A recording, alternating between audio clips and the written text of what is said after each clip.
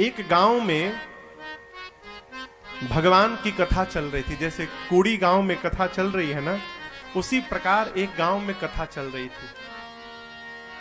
तो कथा के विश्राम सत्र के दिन जो वक्ता थे, उन्होंने श्रोताओं से कहा कि देखिए, आप लोग 9 दिनों तक कथा सुने हैं और जब तक कथा सुनने के बाद दक्षिणा न देंगे तब तक आपको कथा सुनने का फल नहीं मिलेगा।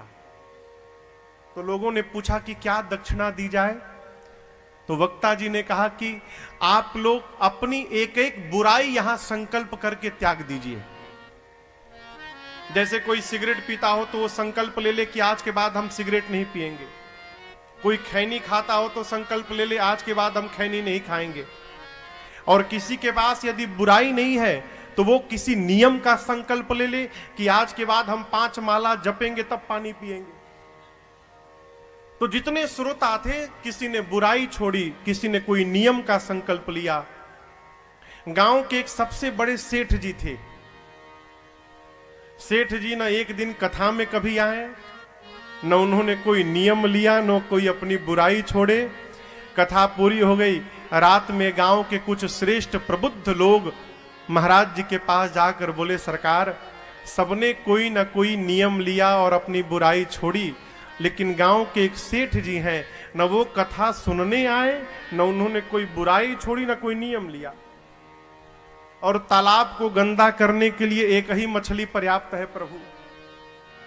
तो हम लोग चाहते हैं कि वही एक बच्चे हैं, उनको भी कुछ दिया जाए, नियम चाहे संकल्प कुछ कराया जाए। महाराज जी ने कहा, बुलाओ सेठ को। सवेरे सूचना गई तो अब जब बुलावा आ गया तो सेठ जी कैसे मना करें, मन मार के गए। महाराज जी ने कहा, देखिए सेठ जी, गांव के सभी लोगों ने अपनी कोई बुराई छोड़ी है, जिसके पास बुराई नहीं है उसने कोई संकल्प लिया है, नियम लिया है। आप क्या कर रहे हैं बताइए। अब सेठ जी सोची तो बढ़िया फंस गए हम आके। तो समस्या समाप्त करने के लिए सेठ जी ने कहा, प्रभु हम नियम लेते हैं। क्या नियम लेंगे? सेठ जी ने कहा, हमारे घर के सामने कुम्हार का घर है, मैं नियम लेता हूं कि आज के बाद नित्य सवेरे जब तक कुम्हार का चेहरा नहीं देख लूंगा, पानी का एक घूंट नहीं पीऊंगा। गांव के लोग सोचे, ये कैसा नियम ले लिया, इस नियम से क्या लाभ होगा? महाराज भी तर्क वितर्क नहीं किए, कहे चलो इज्जत रख ली, कम से कम कुछ तो नियम लिया। महाराज बोले, चलो ठीक है, बहुत बढ़िया, नियम ले लिया ना, अब इसका पालन करना। सेठ लगा पालन करने, नियम लिया तो निर्वाह भी किया। 12 वर्ष बीत गए। 12 वर्ष में एक दिन भी ऐसा नहीं गया जिस दिन सवेरे बिना कुम्हार के मुख को देखे बिना पानी पी लिया हो सेठ ने। नियम का पालन किया। 12 वर्ष बाद एक बार सेठ जी कहीं गए तो रात्रि में वो आ नहीं पाए घर। सवेरे आते आते 11 बज गए। प्यास से बेहाल घर पर आए, सामान फेंके।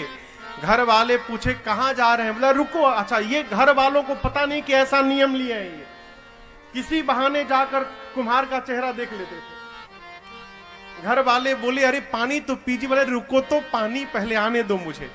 दौड़ कर गए कुम्हार के दरवाजे पर, नहीं दिखाई पड़ा तो आवाज लगाए। कुम्हार की पत्नी निकली, बोली वो तो है नहीं, पहाड़ के ऊपर मिट्टी लाने गए हैं। अब सेठ पड़ा चक्कर में, सोचने लगा का करे, पी ले का। लेकिन फिर सोचा एक बार यदि पानी पी लूंगा तो 12 वर्ष की तपस्या क्षण मात्र में समाप्त हो जाएगी। 12 वर्ष किया गया सब बेकार हो जाएगा। सोचा और कहा नहीं, नियम नहीं टूटने दूंगा। दौड़ा सेठ पहाड़ की ओर। कम से कम नीचे से भी दिखाई पड़ जाएगा ना तो हो जाएगा। इधर पहाड़ के ऊपर कुम्हार मिट्टी निकाल रहा था। मिट्टी निकालते निकालते उसे घड़ा मिल गया। घड़ा के मुख को साफ किया तो देखता है उसमें तो सोना भरा हुआ है। इतना विशाल घड़ा सोने से भरा। अब कुम्हार नाचने लगा, पागल की भांति नाचने लगा। पूरी गरीबी चली गई, आनंद आ गया, अब तो आनंद होगा, जय हो, बड़ी कृपा प्रभु जी, कोई देख न पावे इस घड़े को। अभी सोच ही रहा था, तब तक पहाड़ के नीचे सेठ जी दिखाई पड़ गए। कुम्हार सोचा ये सेठ क्यों चला आया यहां पर। अब कुम्हार सेठ को देख रहा है, सेठ जी कुम्हार को देख रहे हैं। कुम्हार पूछा क्या बात है सेठ जी। सेठ जी बोले कुछ नहीं, बस देख लिया।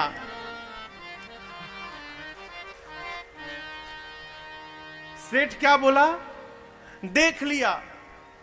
सेठ जी तो बोलना चाहते थे कि तुमको देख लिया। कुम्हार को लगा घड़ा देख लिया।